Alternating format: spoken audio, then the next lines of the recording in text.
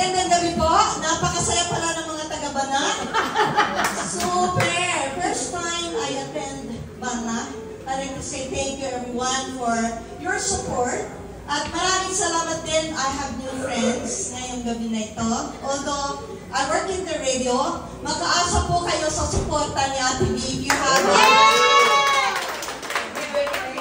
yes, if you want to, meron kayong bisita, meron po kayong public service announcement, I'm very happy to mention on my radio program. Ang aking programa po, Monday, Wednesday, and Friday from 9 o'clock up to 12 noon, entitled Loving Yours, Ate B. Okay? So, kung meron po kayong love story, it's in my portion. Meron po akong konting kadramahan. So, for those of you who like to give me your love story, Millie, prepare your love story. Okay, sample lang. Sample. Anong ginawa mo sa akin? Bakit mahal na mahal pa rin kita? Anong pagkakamali ang ginawa mo sa'yo? Answer mo ako, te. Mas galing ako, te. Kailangan mo muna mag-emote. Ay, di ba sila ka ready? Magte-thank you muna. Ay, sige. Masyadong hot si Millie. Salamat po mga taga-Bana, Chos Yanina. Tagalog ako ba ay makasauak ba si Ilkan? Yay! My husband is from Ilocos Norte, Susona. Yeah. Okay, so I've been in Ilocos and it's a very beautiful place. And I like to go back and I hope I can go to Bana.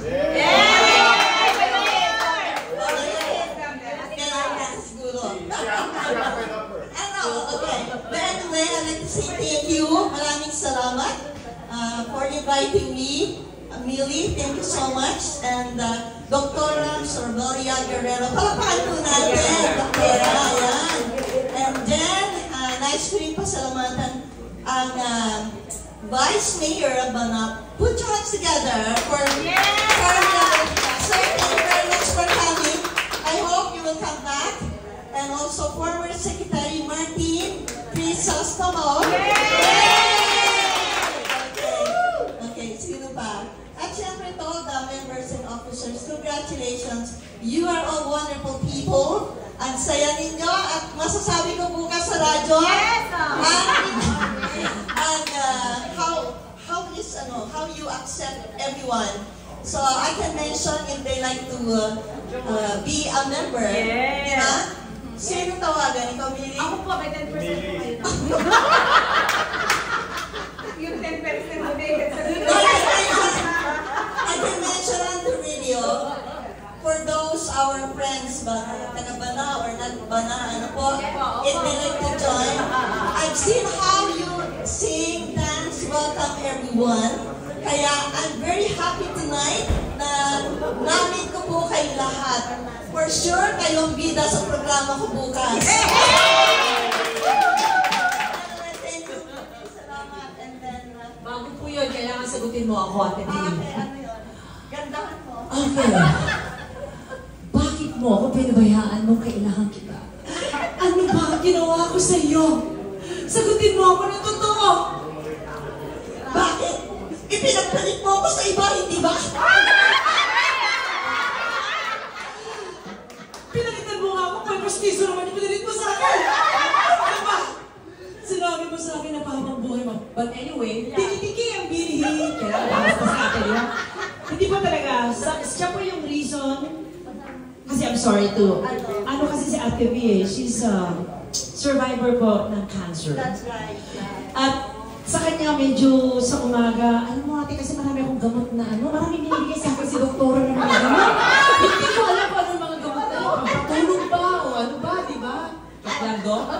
Anyway, first of all, I am a breast cancer survivor. Believe or not, stage number 4. Okay? Amen. So, ang masasabi ko po, it's God who healed me. He's a healing God. And I've been through a lot, like radiation, chemotherapy, depression, stress, name it. But when I call on God, He gave me another life. We call it restoration.